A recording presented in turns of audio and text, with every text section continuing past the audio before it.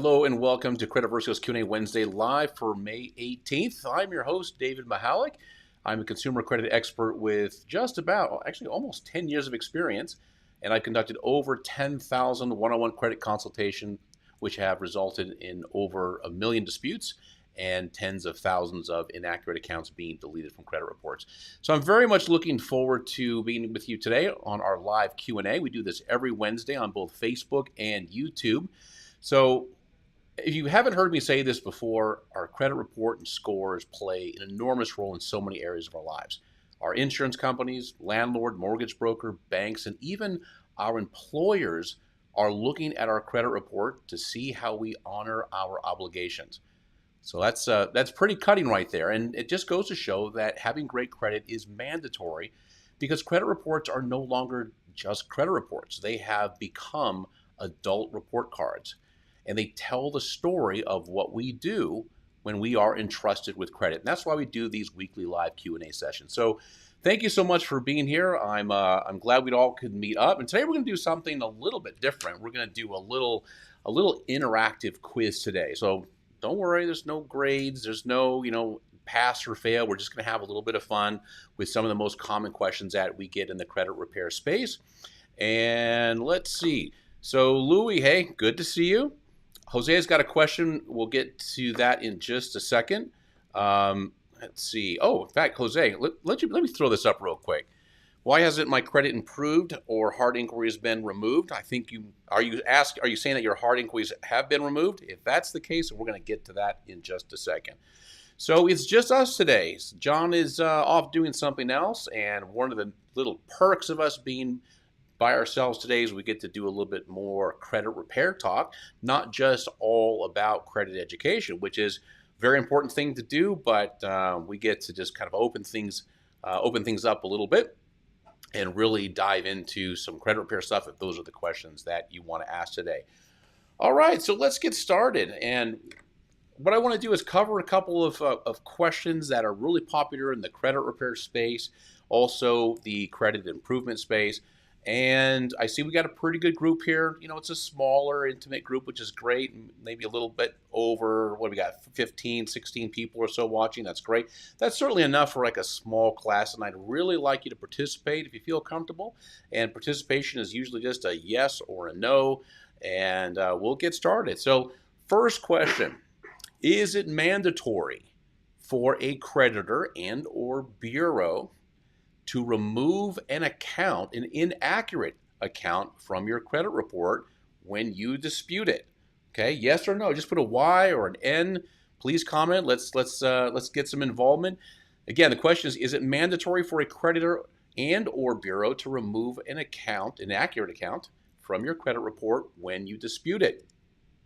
So a question that comes up quite frequently and an expectation that people have quite frequently. So Jose says no. Tanya says no. Love it. Okay. I'm really surprised. I expected to get a lot of yeses on that one. So both of you are right. The answer is no. Well, under what circumstances does a creditor or bureau not have to remove something that's inaccurate? Well, when you dispute something, this is under the Fair Credit Reporting Act, they have an opportunity to perform what's called a reinvestigation, and they can correct it. So if you have, say, some late payments on your credit report that maybe you got 2-3 late payments that are wrong, you've got documentation, or you have something from the creditor that says that, hey, you were never late. This is actually a personal experience. This happened to my girlfriend maybe about a year ago or so, a couple of late payments that were not late. And it was inaccurate information. Now, in this case, turned out that it was true. It was inaccurate, and the creditor was able to remove it. Now, most of the time when people look at it like this, let's say they have an account, maybe it's an old charge-off and it's got some wrong dates, and they dispute it with the expectation that the charge-off is going to be deleted, in which case, a lot of times what will happen is the creditor can verify or correct the inaccurate information about that charge-off, in which case the charge-off remains. I get it. That's not the fun part. That wasn't really the objective. We were trying to get it deleted. but they always have the opportunity to correct the information and make it accurate. So solid answers there for Jose and Tanya. All right, so the next one, if I can get my little scroller here to work. Hold on a second here. All right. So the next question is, does removing a negative account or accounts automatically improve your credit? So let's say I've got 3-4 collection accounts on my credit report. I get them all removed on the first. Let's just say they all come off on the first dispute. Doesn't always happen, but let's just say it does. Is my score going to go up? Is it virtually a guarantee that my credit score is going to go up? Scott Oliver with a no. All right, Tanya, Jose, anybody else watching want to contribute? Jump in there with your answer. Don't be afraid. All right. The short answer is sometimes it can, but it's not a guarantee. I'll give you an example. This is something that I've said, I can't tell you how many thousands of times.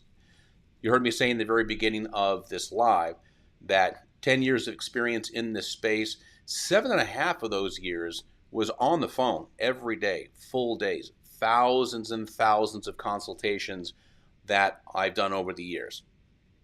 So Scott, for maybe, yep, sure, maybe. And one of the things that I've said so many times I can't even give you an estimate, hundreds, maybe even thousands, if I had to guess. But one of the things that people have asked me is like, hey, you got all this stuff deleted. How come my score's not going up? And I had to start off the explanation by saying the absence of negative credit does not mean the presence of positive credit. So here, my favorite example is the hot air balloon example. And listen, everybody got it right that commented. So I probably am preaching to the choir a little bit, but just to add a little bit more to it for those who are a little shy, we got a pretty good group watching that are not contributing, and that's perfectly fine. But imagine a hot air balloon. We've all seen hot air balloons before. We've seen how they fill them up. They lay them out. They're huge. They look like these massive cones, like just laying across a football field or a park or however they do it. And you've got that basket that's on its side, and they've got that what looks like a jet engine. It's just a big fireball that goes into that hot air balloon, and they fill that balloon up. Okay, so imagine you've got a hot air balloon. Okay, and your good credit is the air, that warm, that hot air that's inside of the balloon, that's lighter than the air around it, which makes the balloon lift. And keeping that balloon on the ground are these big sandbags. You've got, and you've seen this before, I'm sure. If you've ever looked at a hot air balloon, they've got all those sandbags. They're those ballasts that are hanging off the basket of that hot air balloon. And look at those bags of sand as bad credit. So if you've got a full hot air balloon and you start cutting off those sandbags, then the balloon is going to start to lift. What happens is that negative credit is being cut away, allowing the good credit to lift the score. So under what circumstances does your score not go up? Using this hot air balloon example, if you're cutting away those sandbags. Well, if your balloon is just hanging down, limp across the entire football field with no hot air in it, then it's not going anywhere. You can cut off all the sandbags you want. And that's a very common thing in the credit repair space, is that a lot of people come to the credit repair, and by the way, I was included in this group. This is many, many years ago, about a little over 10 years ago, when I ended up hiring a credit repair company to fix my credit, so I can relate to this. And like a lot of people, I had no positive credit. Now, I went through a rough time, just like a lot of people who go through credit repair went through a really rough time. No positive credit whatsoever. Kind of buried my head in the sand for years because, why apply for credit? I knew I was going to get denied. I was, at least somewhat savvy on how credit worked. So that's sort of, having an understanding of balancing an expectation versus the results that you see. So negative things are coming off a credit report. thumbs up. That's awesome. That's what we're hoping for. But you got to fill that hot air balloon with some air. Otherwise, the scores don't go anywhere. So you could cut off all the weight that you want. Unless you got some good credit, your score's not going to lift. So excellent answer for everybody who answered no on that. Gregory says need to add new credit. Yeah, absolutely. If you don't have any credit, the way that I started is I think it was probably the first or second month that I was in the credit repair process. I ended up getting a secured credit card, and I don't have it anymore. And then right after that, once I had a secured card, I ended up getting a Chase. What was it? Chase Ink? No, it wasn't Chase Ink. I can't remember exactly what one it was. It's sort of like the really low end card. I think they started off with $1,000 balance. And the funny thing is, I think it still is a $1,000 balance, even though my other cards are significantly more than that.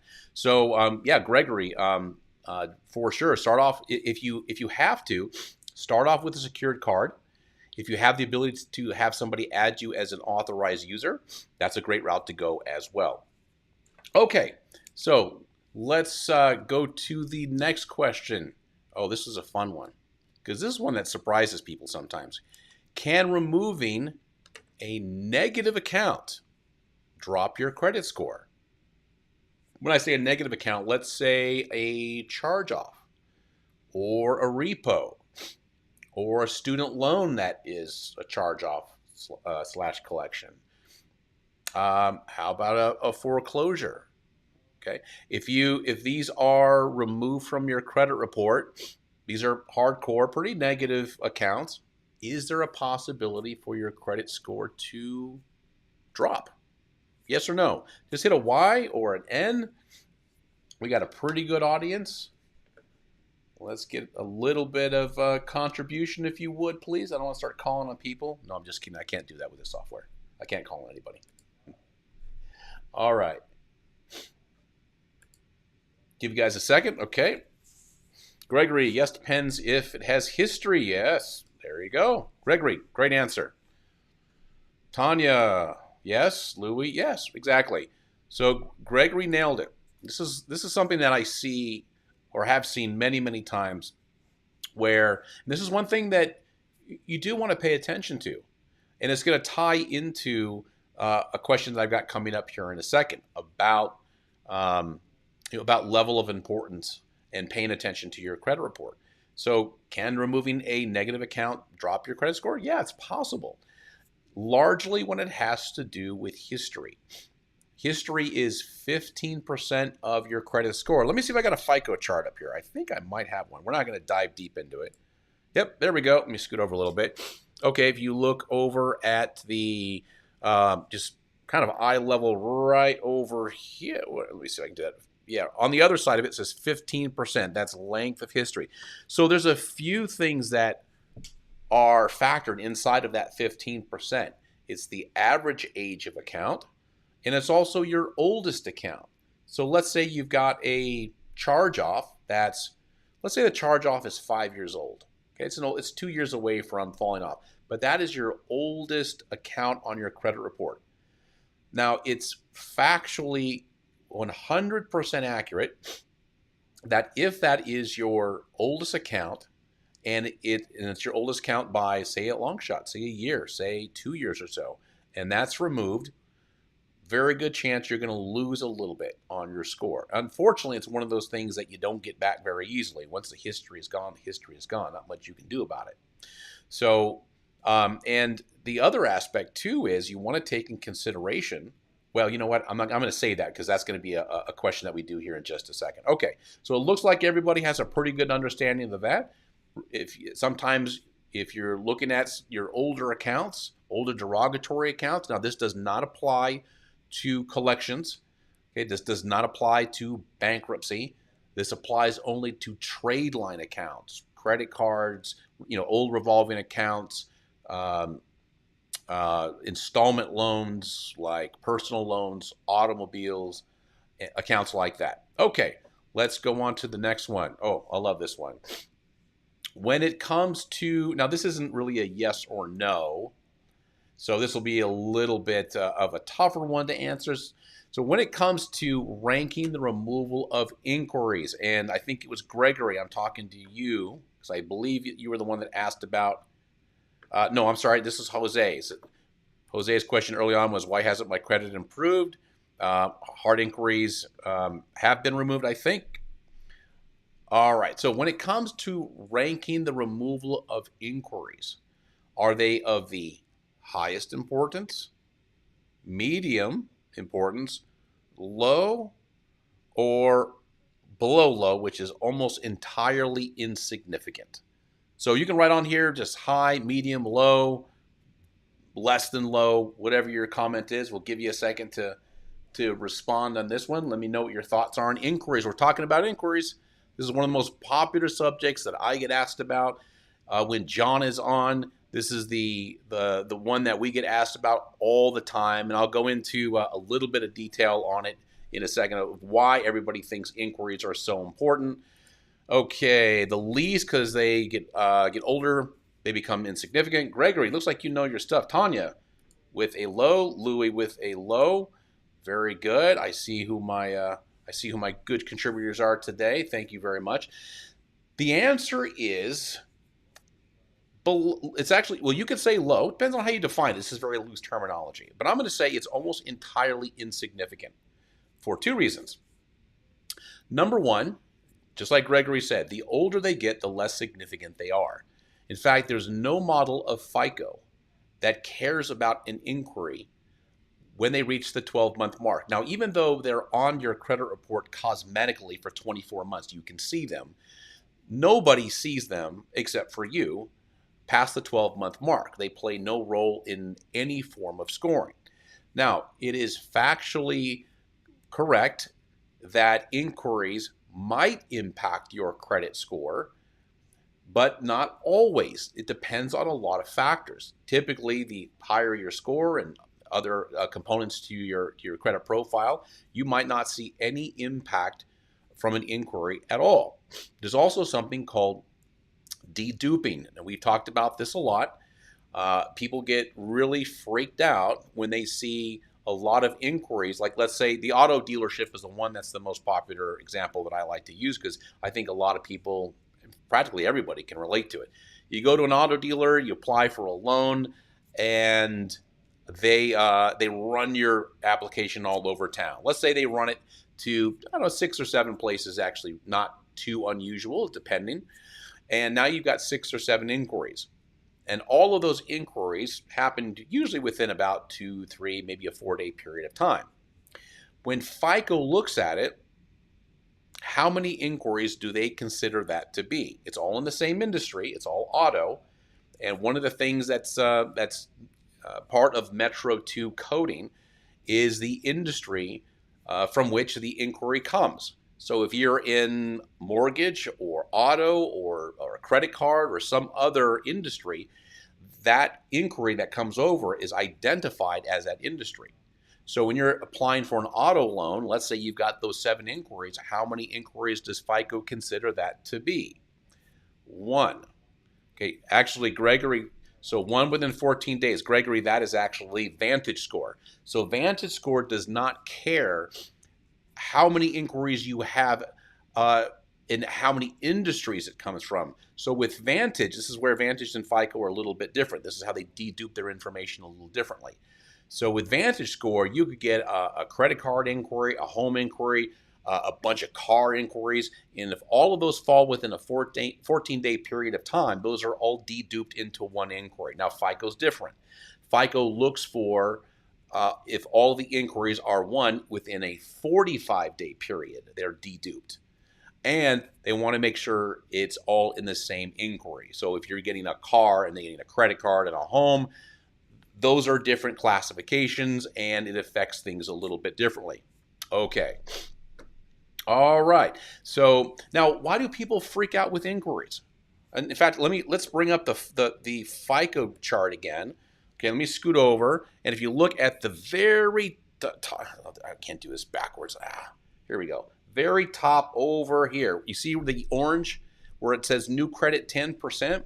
One of the big misinterpretations of of that pie. Now this is the FICO chart pie. Vantage Score is very similar. I think Vantage Score has a little bit different of a weighting, but it's not weighting.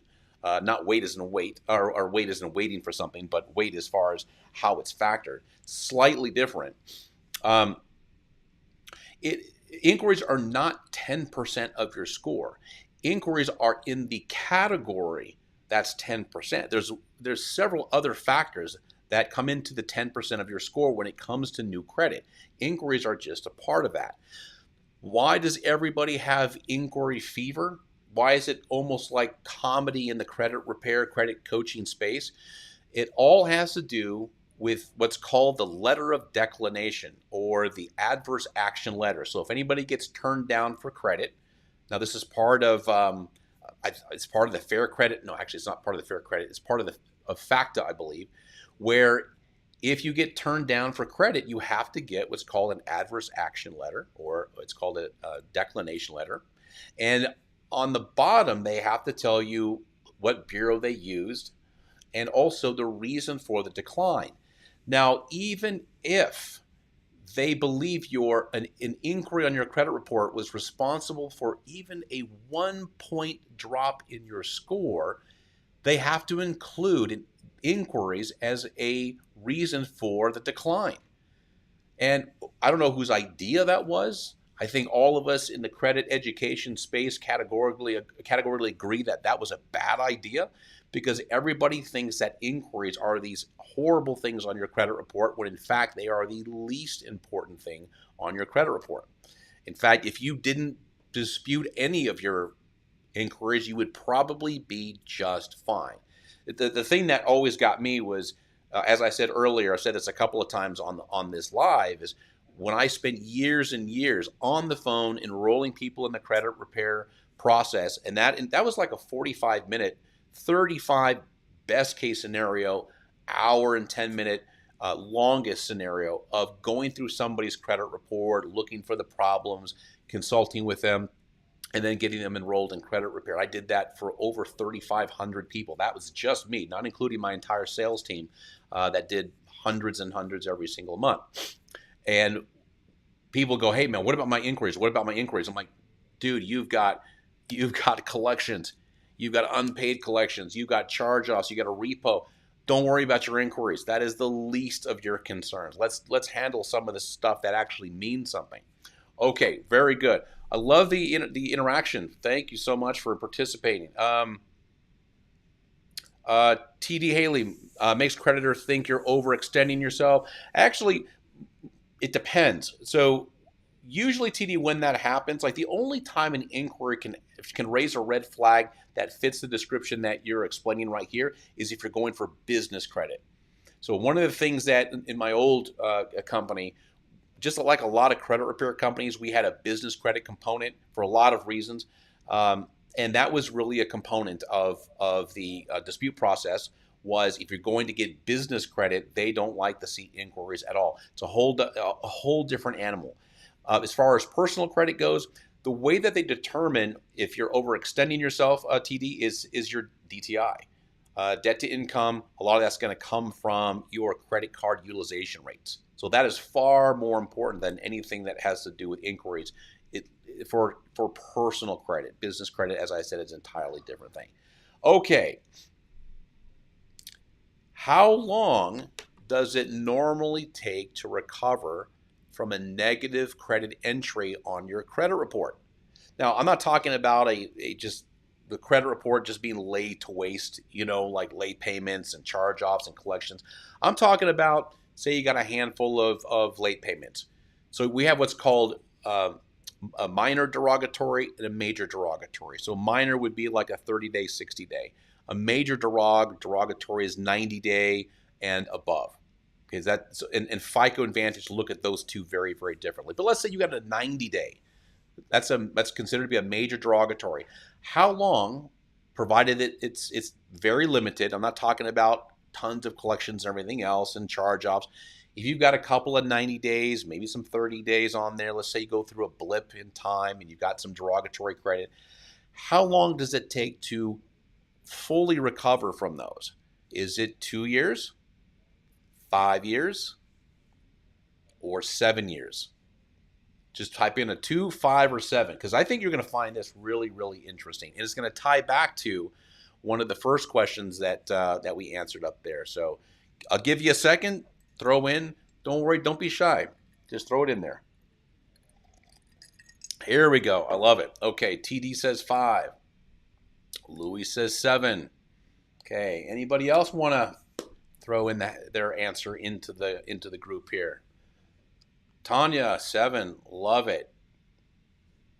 Okay. Gregory, I believe the older it gets, the least it affects you, as long as you are creating new ones. Very good. Gregory, 3. Actually, that wasn't one of the options, but I like where your head's at. That's okay. So Mike says 7. Okay, so here we go. Now, obviously, there's a handful of factors that play into this, but largely, after 24 months, that is when you recover from anything that's derogatory. Now, bankruptcy is an exception. There's some exceptions, but mostly it's 24 months. Now, what is a credit score representing?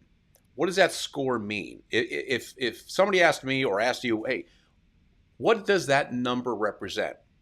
That risk, that number, whether it's a 550 or a 850, whatever that number is, it's a representation of your likelihood to have a major derogatory in the next 24 months.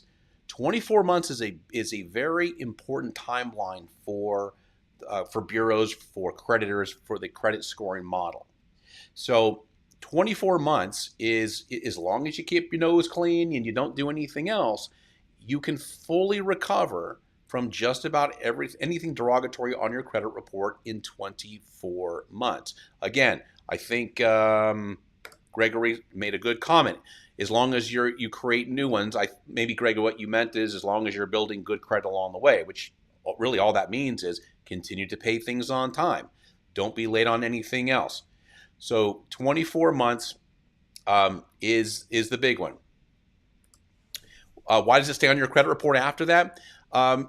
Because there's other things that go into factoring. It's for the same reason why you can see inquiries on your credit report for 24 months. Okay, does it matter after 12? No, but you can see it after 12. It's going to be cosmetically there. Remember, the 7-year mark for derogatory credit is how long things stay cosmetically on a credit report. It doesn't necessarily mean it affects you that entire time. So remember, a credit report is a history of everything that we've done. Now, we can go back 20 years. Like if I had a home loan that was 20 years old and I've been paying it for 20 years, it would stay on my credit report for 20 years. Negative stuff drops off in 7. So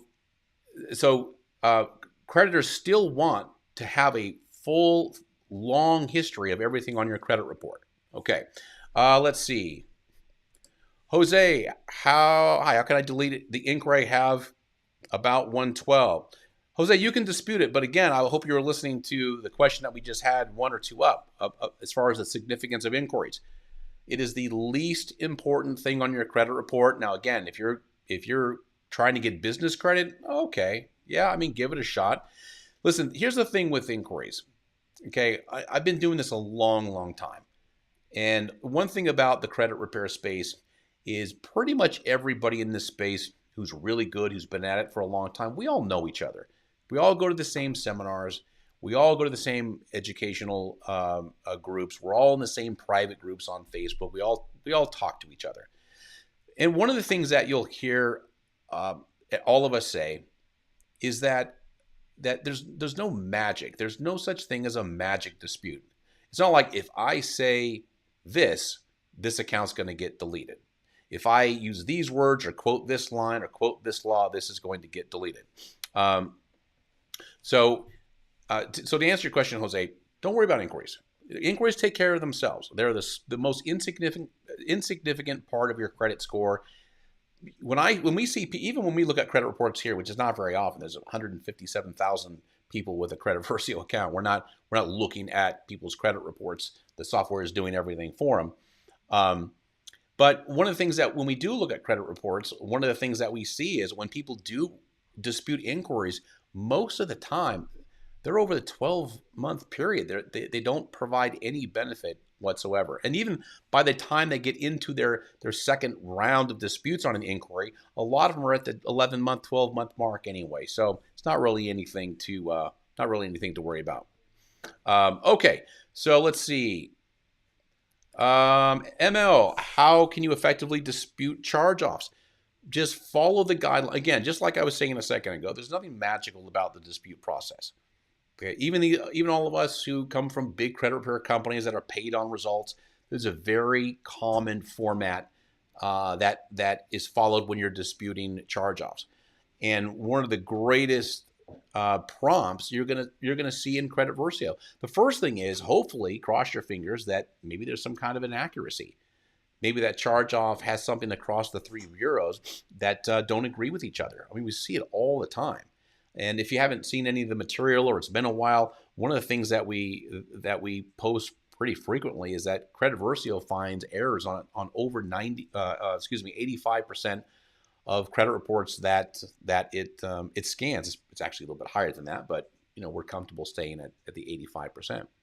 So when Credit Versio is scanning your credit report, your charge-offs, your collections, the number one thing it's doing is it's looking for any kind of discrepancy that could make a sharper, more intelligent dispute. It's going to see things that a lot of processors can't see.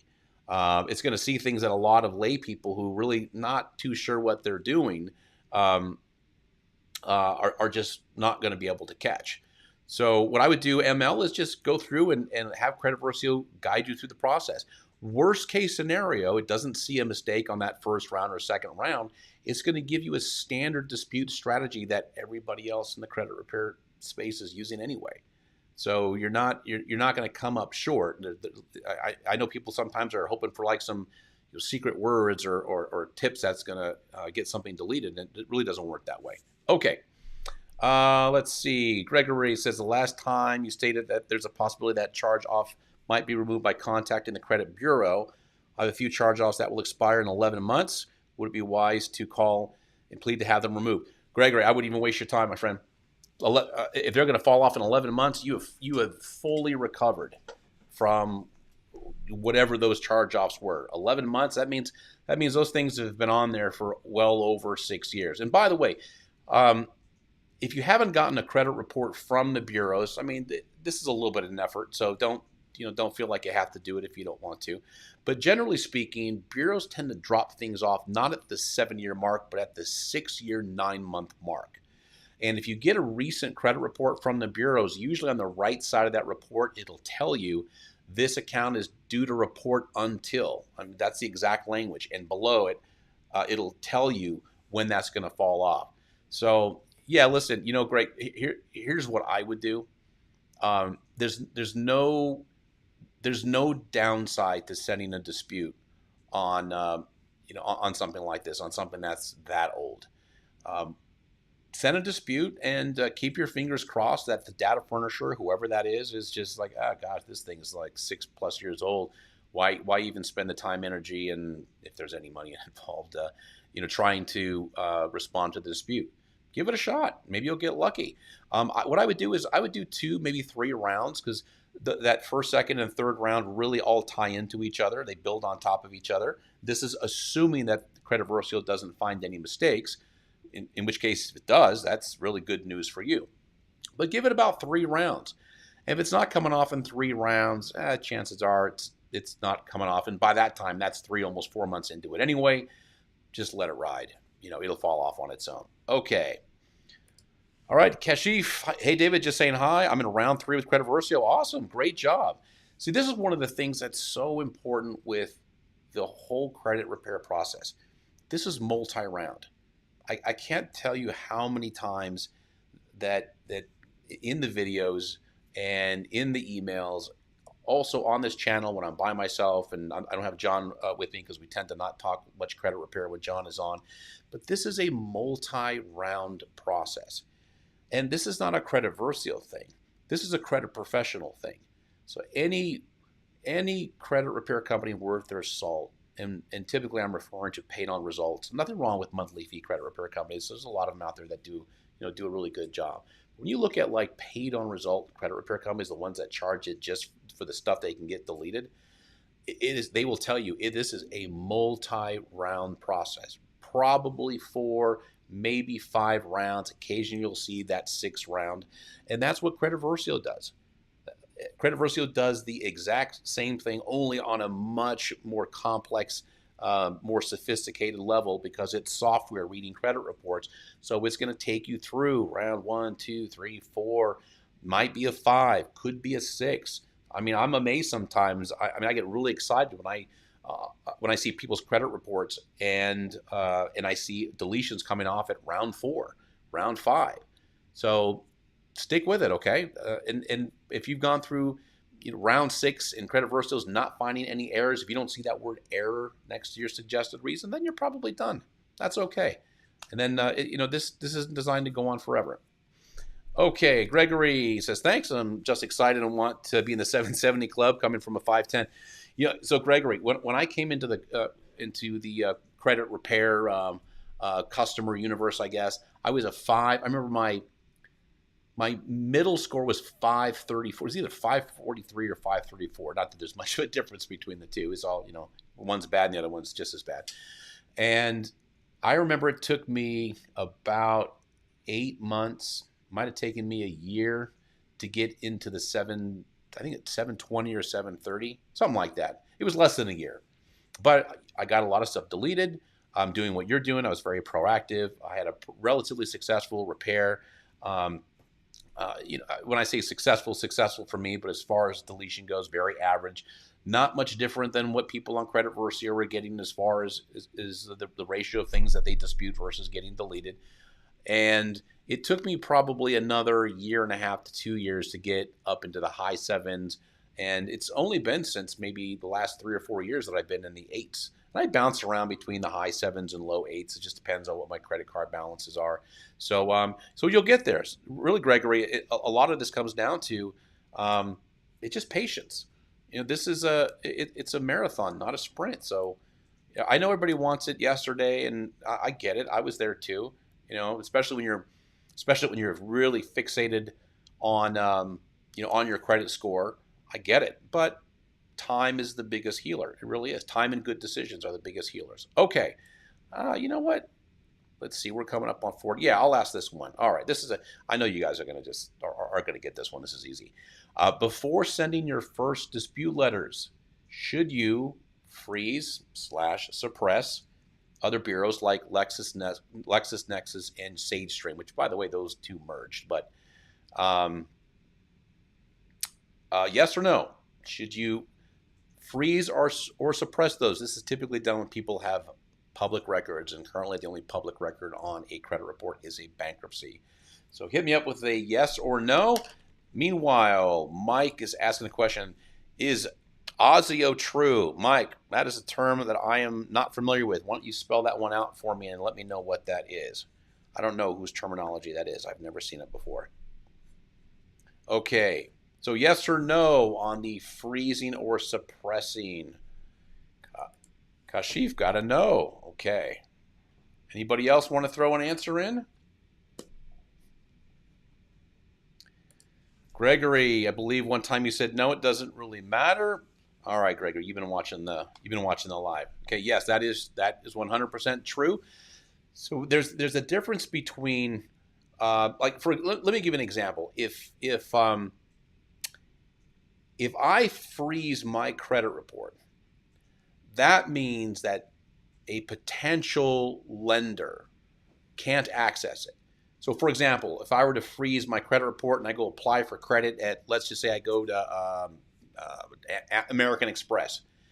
American Express cannot get access to my credit report because I've frozen it. Now, if I go to, say, Smart Credit or My FICO or Credit Karma, can I order my credit report? The answer is yes, because it's frozen to data furnishers. It's frozen to the opportunity to be granted credit, but not if I'm trying to order my own credit report. It's not frozen.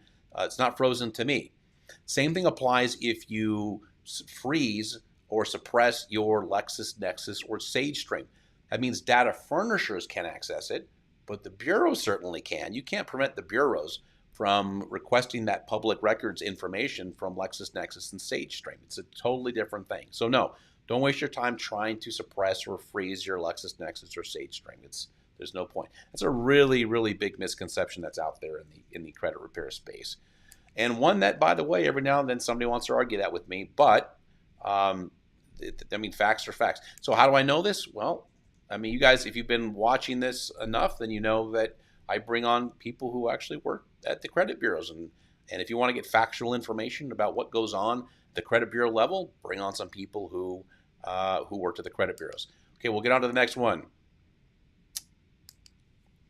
Oh, here we go, Mike. All right. So all zero except one when you have multiple credit cards reporting, having only one card report a balance as opposed to more than one showing a balance or not. Yes. Okay. I've never heard it called that, Mike, but essentially what we're talking about is we're talking about like we call this nuisance balances.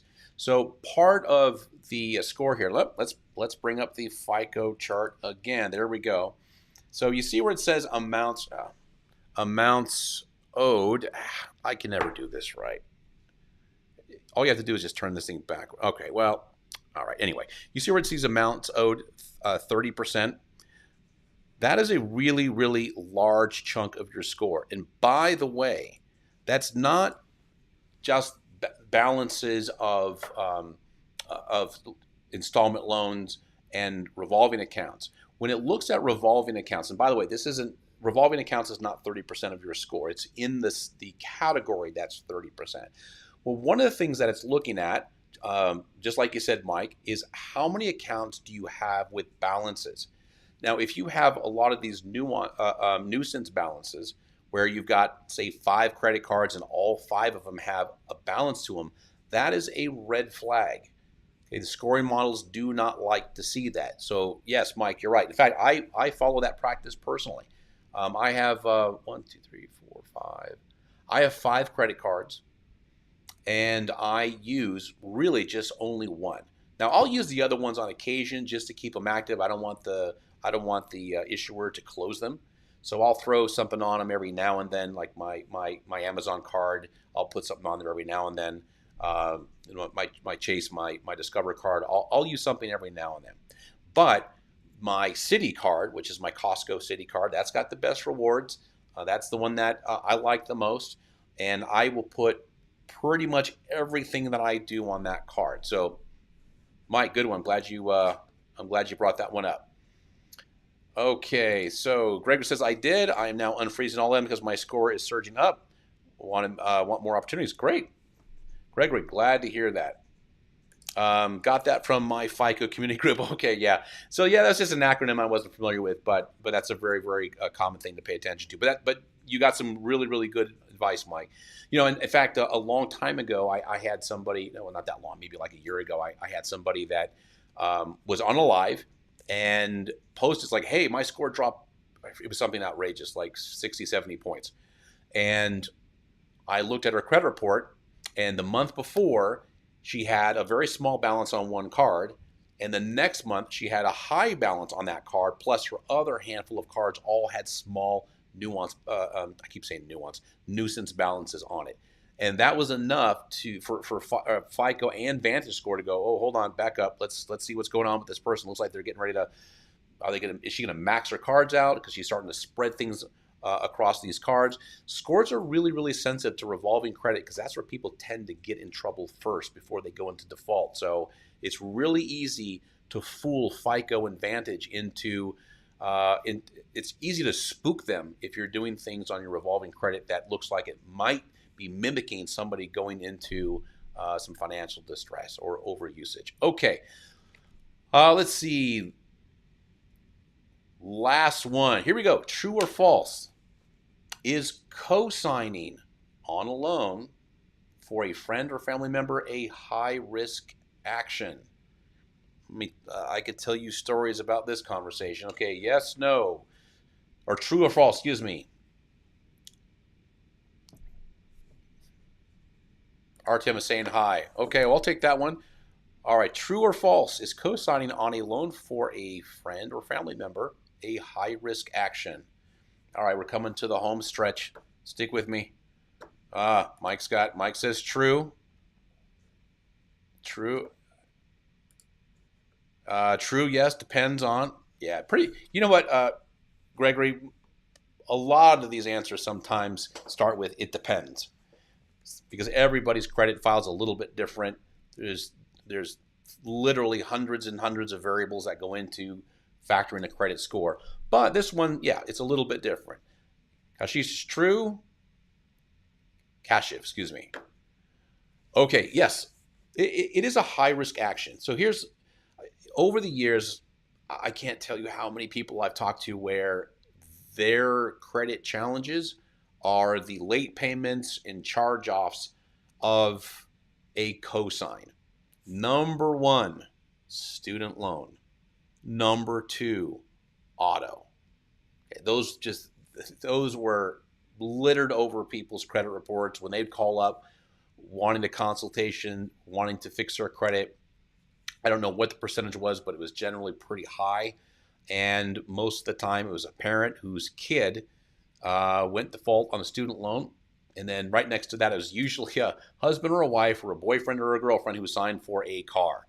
Not sure what goes through people's minds when they decide to do that, but I saw that one a lot. So one of the things is, and let me put Gregory's comment on here. It depends. It really does. It depends. It also depends on how you've positioned yourself going into it. And what I've told hundreds and hundreds of people over the years, like, hey, should I co-sign? If you want to do it, then do it with this frame of mind that you are going to be 100% responsible for that payment. In fact, if you're going to sign, if there's any parents on here who've got kids either going into college or you want to co-sign for a loan, here's what I recommend that you do. If you don't want to end up seeing that thing going south on your credit report, then you pay for it, have it come out of your account, and have your kid or whoever you're co-signing for pay you. So at the very least, you know that that loan is going to get paid. Because too many times when that goes south, that 30, 60, then 90, but that's usually by the time you get into that 60, 90 territory, somebody picks up the phone and calls that co-applicant, and you don't want that phone call because by the time that happens, usually there's some derogatory information on that credit report and they're calling you as a last resort because you're on that file. So like I said, if you're going to co-sign, I would have it come out of your account and then get the money from the other person just to protect yourself if you're going to do it. Okay, that is it for today. Wow, that was a fast 50 minutes. I love it. You guys were great today. Thank you so much. Everybody participated in a great way. I love the questions. All right, Gregory, I knew you were going to throw something my way before we ended. I have a car loan for 36 months, right? Almost done paying off with within 24 months. If they call me and ask if I want to get a loan, what's your opinion on that? Listen, Gregory is a guy that is starting to lean down a lot. I'm paying off my car in accelerated rate, almost double payments. Paying off my credit cards every month, saying no to a lot of stuff that I'd like to have. Just leaning down. I have a whole philosophy behind that, and I'm not spooking anybody. I hope not anyway. But there's anywhere you turn on the news, you're going to see that there's a big prediction of recession around the corner. And, if you're over the age of 45, 50, we've been through this a couple of times. You recognize it when it's coming. And so I'm really all about just trying to be as much of a minimalist as possible. That's a personal decision. But I don't know, Gregory, if you're going to ask me my thought on that, I would pay it off and just be clear of any kind of loan. I don't know if unless you need a loan for something else, but man, if you can just strap things down, batten down the hatches and keep your money tight and not take out too much in the way of loans, that's really the route to go, regardless of what's going on with the economy. Unless you're getting loans for something that is going to be a revenue generator for you, like, I don't know, make property or something like that. But apart from that, I would say pay it off and just enjoy putting some money aside. Okay, that is it for me today. Thank you so much for joining me. It's great having you. I appreciate the participation, and we will be back here again Wednesday at 6 p.m. Eastern Time. Until then, have a great week. Thank you so much.